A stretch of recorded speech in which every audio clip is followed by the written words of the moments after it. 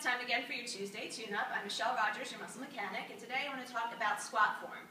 Now, we have all sorts of variations on a regular squat. You could go wide into a plie squat.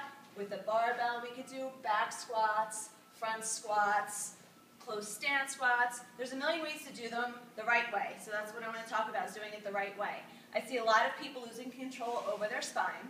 So the first checkpoint we want to talk about is keeping a neutral spine from basically the very base of your back to even your neck. So there's a lot of cervical extension up here that people tend to get into, and then there's a lot of loss of this lordotic curve, which is this natural arch that your low back has on the way down into a squat. So if you had just neutral feet where your feet are about a little wider than hip width apart, sometimes your feet will be pointed out slightly. There's a whole other topic about calf flexibility, but I won't get into that now. But that's okay for now to have your feet turned out slightly.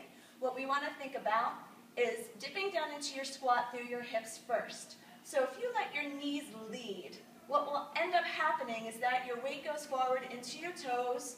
As you start to drop further into the squat, you'll start to lose control over your spine, depending also on where you're holding the weight. So no weight at all. Let's think about weight back in your heels, between the heel and the ball of your foot is ideal. I like to use the trick of pulling your toes up just a little bit, just to make sure that your weight stays back.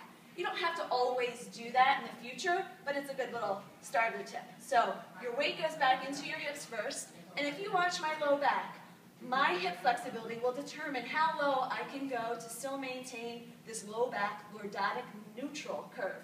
We don't want to overdo it and have too much of a curve, but what's worse is turning under through your pelvis, which we call a posterior tilt. What that's going to do is put all of that weight into your spine. No good. What that will end up doing, the more weight you load, it starts to wear on your low back. You get muscle strains, you get herniated discs, all sorts of fun things. So we go back into our heels, hips go first, keeping the weight back, and you go only as low as you can and maintain that. You'll need a mirror to make sure that's happening for you. Not everybody can feel when this starts to tuck under. Very, very tiny movement. The lower you go, the more likely it is. So get yourself in front of a mirror and watch.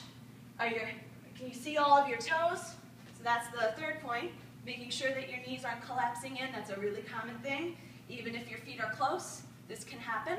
So we want to keep ankles, knees, hips all aligned and weight back into your hips. Okay? So that is keeping your squat nice and neutral. So when you start loading weight, depends on where you put it. If you have your weight up on your shoulders like this, it might help you to keep your back a little more upright, but the heavier it gets, if the back muscles here aren't strong enough, you'll start to tilt forward. So just keep your reflection in front of you and make sure you've got all your checkpoints in place. Weight between heels, balls of your feet, weight back into your hips. So your hips go first, so hips, then knees follow, and only going as low as you can maintain this low back neutrality. Okay? So check your form, come back next week, and we'll talk more about technique. Thanks, guys.